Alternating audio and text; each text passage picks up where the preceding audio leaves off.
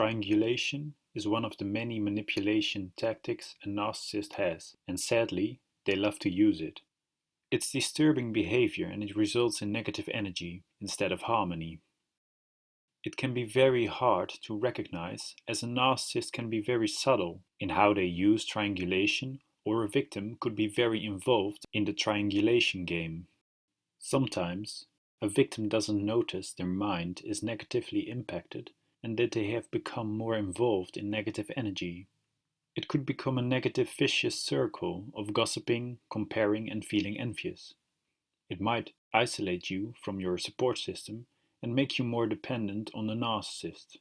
Therefore, it's very helpful to learn about it and how this form of manipulative behavior can play out. In this video, I focus on explaining narcissistic triangulation, why they do it, the effect it has on you, and how to possibly deal with this behavior. I hope this video can be helpful to you.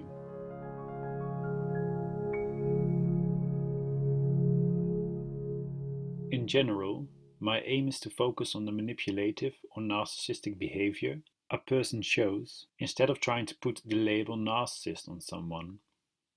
Anyone can show unhealthy behavior, and it's important to focus on the behavior shown and becoming aware of people manipulating you. It's also important to consider the magnitude and frequency of this type of behavior. So, what is triangulation exactly? It's basically a manipulation strategy in which one person doesn't communicate directly with another person, but rather uses a third person for communication, thereby forming a triangle. The third person is brought into the relationship for abusive purposes such as having control, gaining narcissistic supply, and devaluing or smearing victims. It's called triangulation because there are three parts or roles of a triangle, which are the persecutor, the rescuer, and the persecuted. You can read more about these roles in my in-depth article about triangulation that you can find in the subscription below. Triangulation exists in many forms and has similarities to more common, unhealthy behavior such as gossiping, comparing to others, and bad-mouthing others. It can range from subtle comments to brutal smear campaigns. It's thus passive-aggressive manipulation used in order to trigger negative feelings such as jealousy and insecurity. It's also used to create external pressure as well as creating distance between you and your support system. I have another video going deeper into 6 examples of narcissistic triangulation. You could watch this if you want some more explanation of what exactly is triangulation and how it works. Now, why does a narcissist use triangulation? I will walk you through a few examples. The first and most important reason why a narcissist uses triangulation seems trying to be in control of others or to create dependency. A narcissist wants to establish power and control over you in order to feel a sense of importance. Control over others and people competing for their approval will be a confirmation of their grandiosity. The second reason why a narcissist might use triangulation is devaluing you. In my video about the narcissistic abuse cycle, I explain how the repetitive cycle of idealizing, devaluing, and discarding works. Triangulation is part of the devaluing stage, whereas it's mostly designed to make you question yourself and feel all kinds of negative emotions. The third reason is basically using triangulation in order to destroy you or to break you down. The most specific form of destroying is the brutal smear campaign. Now, if you don't realize what's happening, it can have quite an impact on your self-worth. Then you might try to find problems within yourself instead of recognizing you're being manipulated. The narcissist will never take any responsibility, which means you will be the only one left to blame. The fourth reason is that a narcissist tries to gain narcissistic supply. Sadly, a narcissist has an unending need for validation, attention, drama, and ego boosting. Any reaction and emotional response from you feeds the narcissist. Triangulation mostly is a very successful method for a narcissist to get those emotional reactions. Also, A narcissist could use triangulation specifically for positive attention and to appear popular and as if everyone likes them. The fifth reason a narcissist could use triangulation is to create support for them. If more people support and validate the narcissist, the victim will be more likely to start doubting or questioning themselves. In a way, they seek proof or support for their own created truth. It can make you doubt your truth or intuition and disconnect from it. Now, triangulation is essentially a manipulative game of truth. Narcissists are very convinced of their own truth, and their abuse revolves around manipulation through lies, half-truths, and controlling others. They have the ability to create a fake persona of themselves, which becomes their identity. This manipulative game of having the truth of a narcissist versus the truth of victims is complicated. Triangulation and gaslighting relate closely to each other in this sense. When a narcissist tries to convince others their partner is crazy, depressed, or has psychological problems, they try to create a false truth in the victim's environment.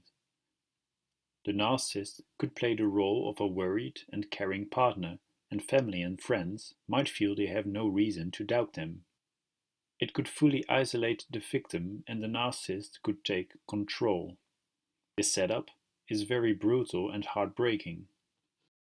Sadly, triangulation is all about trying to pull you into a roller coaster of negative thoughts and emotions, such as feeling anxious, insecure, and doubtful.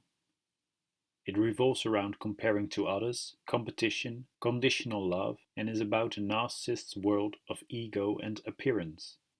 It's thus very important to learn how to emotionally detach from the narcissist and to trust your own truth and intuition. So, how do we possibly deal with triangulation? First of all, it's essential to recognize that you are not responsible for the behavior of others, and the manipulative behavior of a narcissist isn't related to your worth. A narcissist sadly sees their victims as objects in order to gain narcissistic supply. This is why you can't be yourself, as you will be pushed towards feeling guilty, anxious, stressed, and so forth. It's thus important to shift the attention to yourself instead of the narcissist. A narcissist uses pressure and many manipulation techniques in order to disturb your clarity to see things as they really are. It's therefore important to be able to clearly separate your own behavior, thoughts, and feelings from the behavior, thoughts, and feelings of others. Due to cognitive dissonance and the narcissist pushing you in the wrong direction, this separating process can be very hard. In my view, being conscious or aware is very important. Becoming aware of manipulative behavior is important in order to be able to consciously choose how to deal with this manipulative behavior. As manipulation often revolves around a game of truth and creating doubts, it's important to recognize what's going on. I will now go into a few tips that in my opinion could be useful. These are some tips based on my own experience.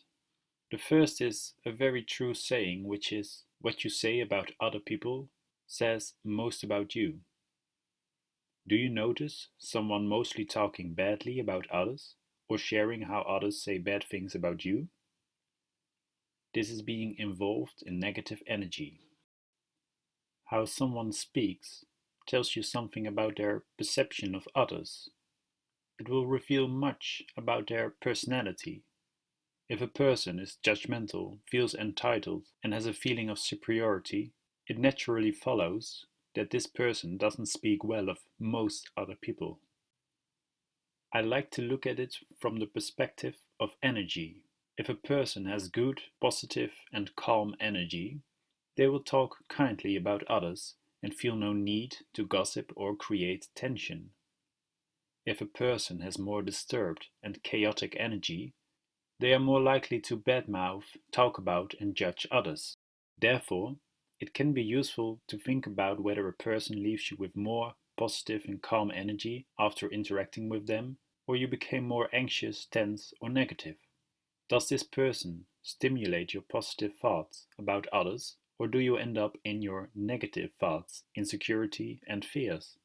If you recognize a negative pattern, it's a clear warning. Good methods in order to better notice your own energy could be practicing conscious breathing and meditation. The second tip is not to play the game or trying to outsmart the narcissist. Sadly, triangulation is all part of a manipulative game the narcissist plays, and they are great at it. The only thing you really can do is to not play the game. You can watch my video about why not to outsmart a narcissist for more information on this.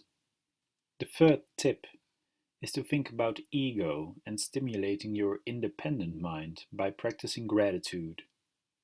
A narcissist pushes you to join them in their world of ego when you become part of the triangle they create.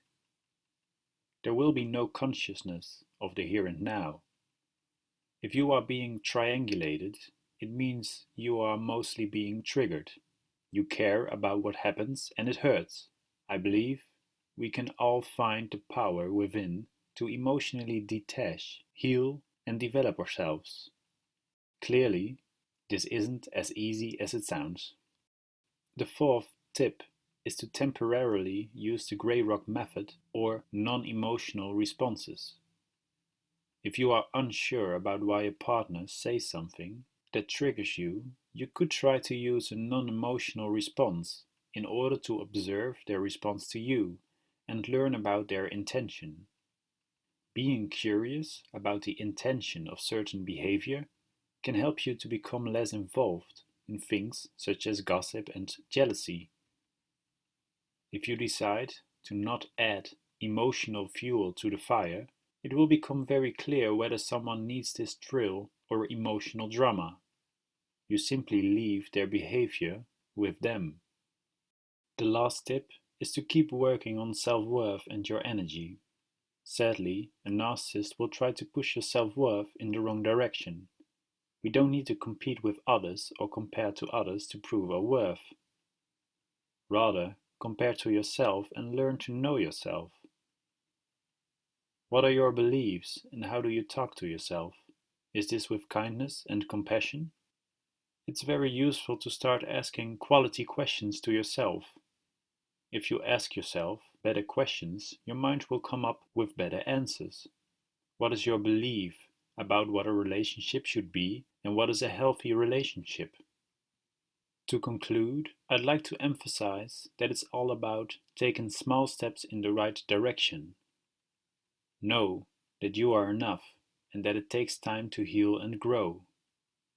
It starts with recognizing when you're triggered and reflecting on what happens. It's actually unlikely your self-talk is positive when you are a victim of narcissistic abuse. Meditation or mindfulness could help with creating a more grateful and compassionate mind instead of one with a lot of negative self-talk. You deserve your own kindness, love, and compassion. Thank you for listening. I hope this video can be helpful to you, and I wish you strength and more kindness in the future.